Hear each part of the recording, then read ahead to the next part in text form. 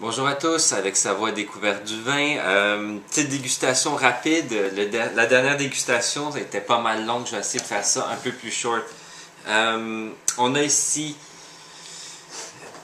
un Saint-Chinian de Etch et Bagné, ou Echt et Bagné.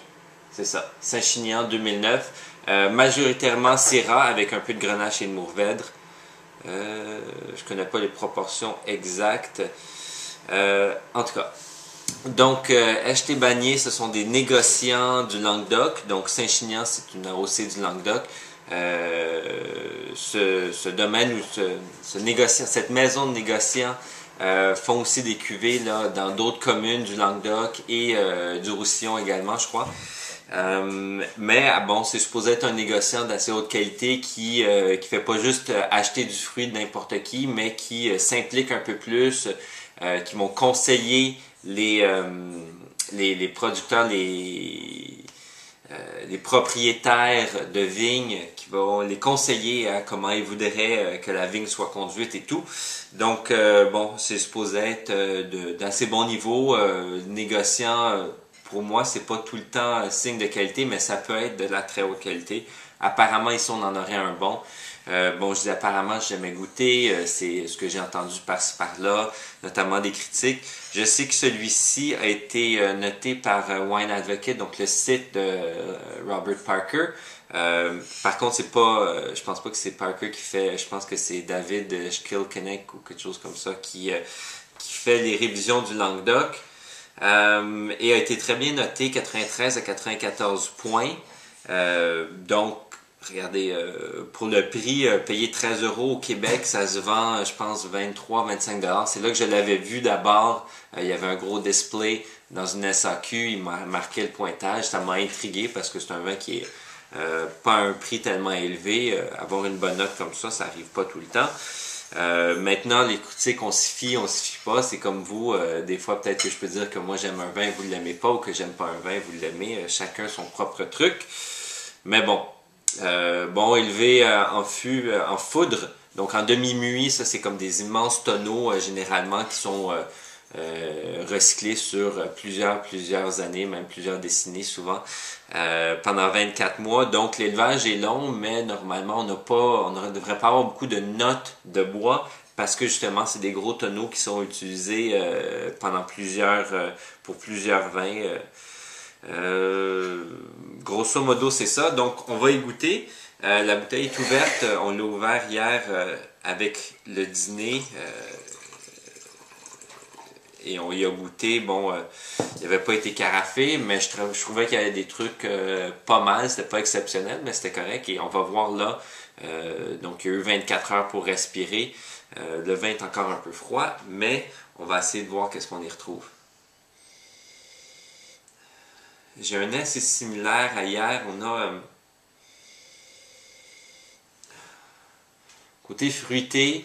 Je suis un peu sur le cassis, les fruits noirs. Un petit côté cerise aussi, qui est légèrement charmeur. Ça semble pas confituré, mais ça semble un peu des fruits qui auraient été pas brûlés, là, mais chauffés par le soleil. Il y a comme une note... comme si le fruit était un peu cuit sans être confituré. Donc, ouais.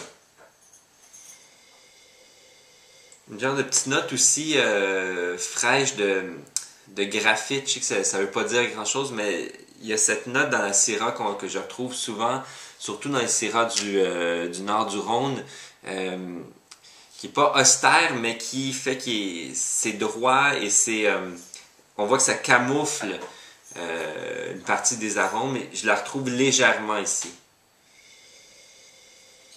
Ben bon, on est surtout sur le fruit au nez.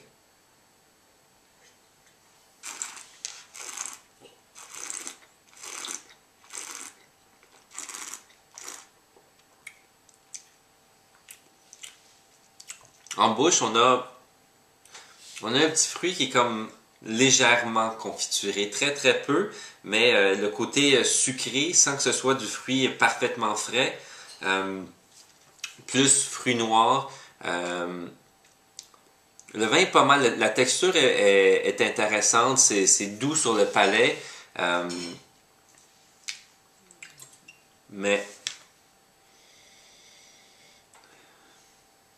rien de super intéressant, je dirais. C'est ma première impression.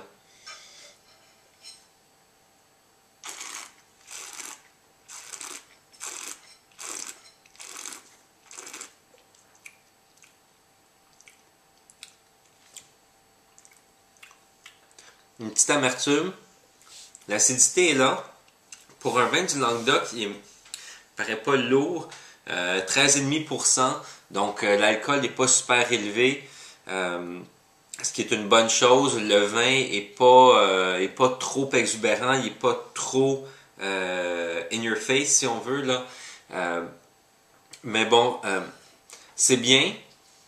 Mais le petit fruit aussi, il y a le côté un peu brûlé qui fait en sorte que c'est séducteur parce que c'est légèrement sucré, mais on a le fruit un peu brûlé qui donne une note qui est comme qui fait que c'est pas très précis comme saveur si on veut. La finale est pas super longue, c'est bien correct, c'est pas mauvais. Par contre, faut pas s'attendre à un miracle quand on ouvre ça. Je comprends pas la note de 93 à 94 points du critique. C'est bien, c'est correct. À 13 euros, on peut en acheter ou 23 dollars. C'est pas un mauvais achat, mais c'est rien d'exceptionnel non plus. Ça ressemble à ce que c'était hier. Je dirais pas que le vin s'est trop amélioré. Les tanins sont à peine présents, c'est pas du tout sec. Et puis la texture est pas mal. C'est pas mal.